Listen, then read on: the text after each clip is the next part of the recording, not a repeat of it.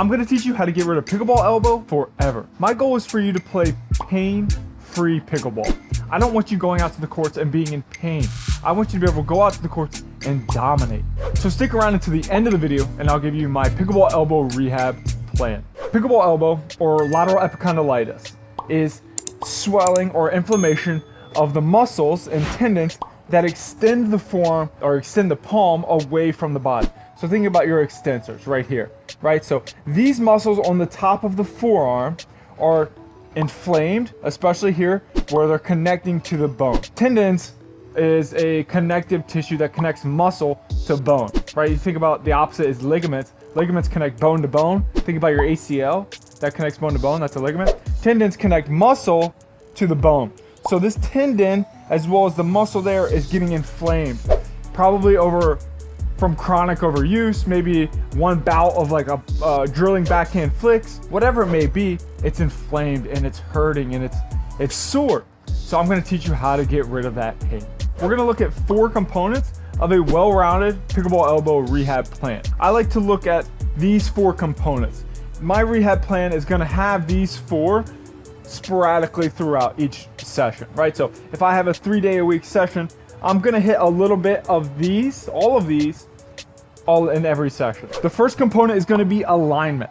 So when thinking about alignment, I want you to think about your torso and your thorax, right? This part of your body right here. I want you to think about your ribs and your pelvis. We wanna get that in perfect alignment because everything that happens with our arms, our wrists, our forearms, our shoulders, our legs, drives and is a byproduct of what happens at the thorax. So if we're not in alignment at the thorax, our proximities are gonna be off.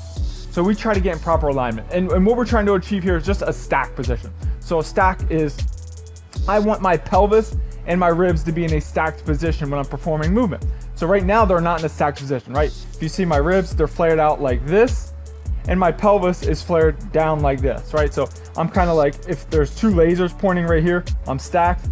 This is what they're doing right now, right? My ribs are up and my pelvis is down. I want to achieve this stacked position. These are just sample exercises that are in one of my pickleball elbow blueprint programs.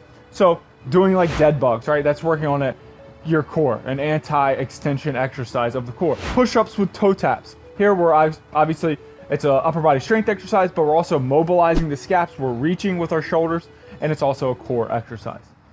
And then your prone bridge with reach. This is a anti-rotational exercise, right? You're in a prone bridge or a low plank position. You're reaching, trying not to rotate your trunk. Another core exercise that is challenging the core and challenging the stacked position.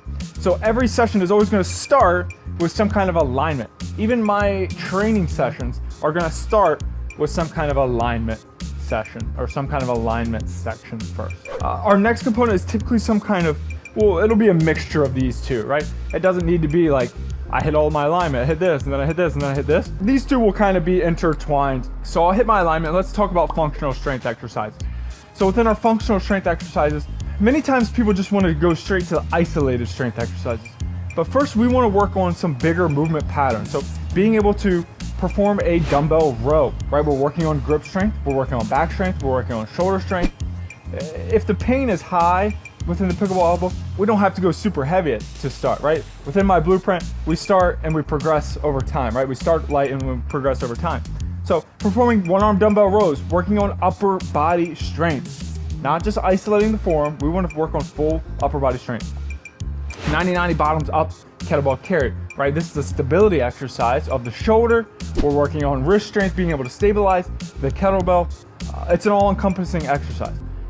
Pickleball elbow isn't just a direct elbow issue. You obviously have to fix the issue head on, but you also have to look down from the issue and up from the issue, right? If it's an elbow issue, sometimes it's driven from the shoulder. Sometimes it's driven from your thoracic. Maybe it's a wrist issue that's causing the pain. We have to look further away from just the direct issue at the elbow. Pinch grip carries.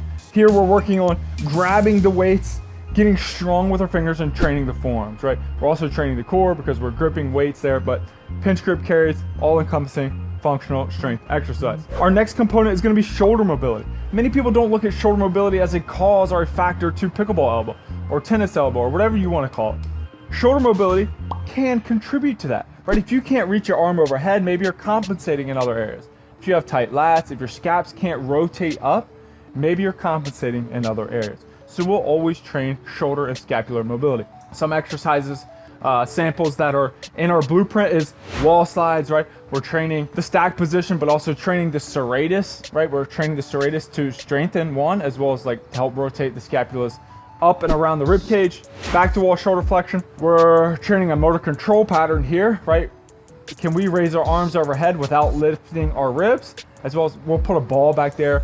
I'll typically put a ball on the spine of my scapula and get a little bit of fascial release there. Bench T-spine mobilizations.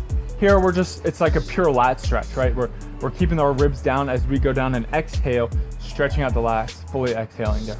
So shoulder mobility, don't write this off. This can be a contributing factor to your pickleball elbow. So you wanna get in alignment, you wanna train functional patterns within the upper body, you wanna have mobile shoulders. And then lastly, the most utilized component that most people go straight to is isolated strength exercise, right? Like most of the time, if you see or hear somebody that has pickleball elbow, this is exactly what they wanna go to. They don't think about this, they don't think about this, and they definitely don't think about this. They go straight to, let me do some wrist curls, some wrist flexion, whatever it may be. This is one component of healing and rehabbing your elbow. So isolated strength exercises, this is the last component that we'll do. Some kind of like examples, right? It's like seated, right, with some dumbbell flexion, right? Wrist flexions, holding at the top, maybe wrist extensions, which is more directed to the actual issue, or some kettlebell rollovers, right? We're working in that rotational transverse plane, rolling over the kettlebell, working in that eccentric pattern, right? We're isolating the forearm to the max here. We're isolating the actual joint and the muscles that need to be strengthened here. So that's one component. One of 4 components. There isn't one component that carries more weight, that is more important.